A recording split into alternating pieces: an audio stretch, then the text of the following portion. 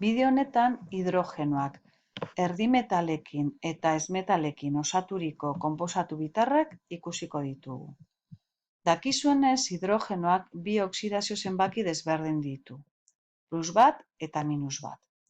Metalekin konbinatzen denean, -1 oxidazio zenbakiarekin jokatzen du, eta ezmetalekin edo erdimetalekin konbinatzean, +1 oxidazio zenbakiarekin.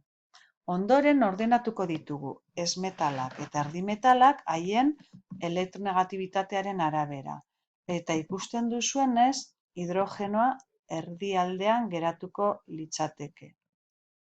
Horren ondorioz, hidrogenoa ezmetalekin, hau da, bera baino elektronegatibitate handiagoko elementuekin osaturiko konposatuak, hidrogeno haluroak deitzen dira, eta hidrogenoa erdimetalekin edo bera baino elektronegatibitate gutxiagoko elementuekin konbinatzean, hidruro hegazkorrak osatzen ditu. Ondoren, ikasiko dugu formulatzen eta izendatzen bai hidrogeno haluroak, bai hidruro hegazkorrak. Baina aldez aurretik, aipatu beharra dago, hidrogeno haluroen forma eta hidruro hegazkorrena desberdina dela. Hau da, hidrogeno haluroen kasuan, hidrogenoa ezkerraldean idatziko dugu.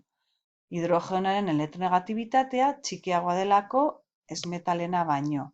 Eta hidruro hegazkorren kasuan, hidrogenoa eskuinaldean idatziko dugu. Bere elektronegatibitatea erdimetalena baino handiagoa delako. Hasiko gara ordun lehenengo konposatu motarekin, hidrogeno haluroak.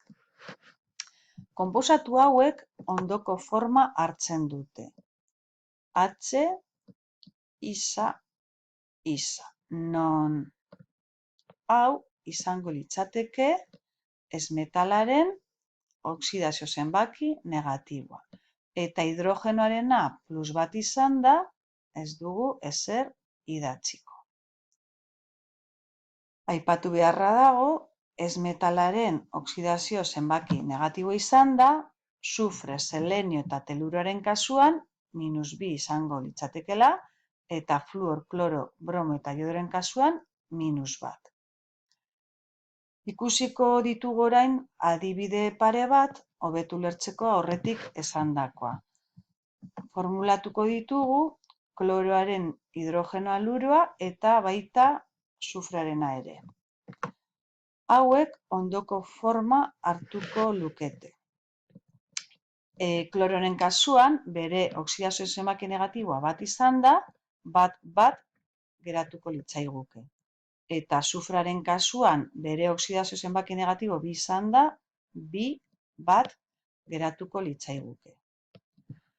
Nola izendatzen dira horrelako konposatuak? 2 izendapen mota erabiliko ditugu. Stock eta klasikoa. Hasiko gara lehenengoarekin. Stock izendapen mota erabiltzeko idatziko du lehenengo hidrogeno hitza, ondoren ezmetalaren erroa eta atxizki baten bidez adieraziko dugu ze balentziarekin jokatzen ari den ezmetala. Kasu honetan, oxidazio zenbaki negatiboarekin hain zuzen ere. Eta atxizki izango da uro. Molde honen arabera, aurreko bi adibide hauen izenak ondokoak lirateke. Hidrogeno, kloruro eta hidrogeno, sulfuro. Beraz, uro ikustean, ondorioztatuko genuke, ezmetalaren oxidazio zenbakia negatiboa dela. Bigarren izendapen mota, klasikoan, idatziko dugu. Lehenengo azido hitza, ondoren ezmetalaren erroa, eta kasu honetan ere, atxizki bat erabiliz, adieraziko dugu ezmetalaren oxidazio zenbakia negatiboa dela. Hau da, hidriko erabiliz. Beraz, aurreko bi adibideen izenak ondokoak lirateke. Azido klorhidriko, azido sulfidriko. Honetan ere, hidriko ikustean, ondorioztatuko genuke, balentzia negatiboa izan behar dela. Gogoratu bi moldeak.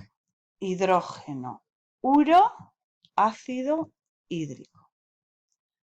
Amaitzeko, hidruro hegazkorrak ikusiko ditugu. Hau da, hidrogeno eta erdimetalen artean osaturiko konposatu bitarrak. Hauek hartzen duten forma hauxe izango litzateke, non isa erdimetalaren oksidazio zenbaki negatiboa litzateke. Konturatu zaitezte lehen esandakoaz, hidrogenoa kasu honetan eskuinaldean idazten dugula. Ikusiko ditugu ondoren eratu daitezken hidruro hegazkorrak. Hauek izango lirateke erdimetalek osaturiko hidruro hegazkorrak. Lehenengoa nitrogenoak osatutakoa, non 3 den nitrogenoaren oksidazio zenbaki negatiboa, fosforarena, artzenikoarena eta antimoniarena. Karbono eta silizioaren oksidazio zenbaki negatiboa 4 izan da, horrelako hidruro hegazkorrak eratuko lituzkete, eta boroaren kasuan holakoa. Nola izendatuko ditugu konposatu hauek? Bi izendapen mota erabiliko ditugu, klasiko eta sistematikoa. Klasikoaren arabera, hidruro hegazkorrek izen propio hartzen dute. Amoniakoan, nitrogenoen kasuan, fosfina, artzina, estibina, metanoa, silano eta borano. Eta nomenklatura sistematikoaren arabera, horrelako izenak hartuko lituzkete hidruro hegazkorrak. Aurretik ikusi dugun bezala, aurrizki batzuk erabiliz, adieraziko dugu atomo kopurua.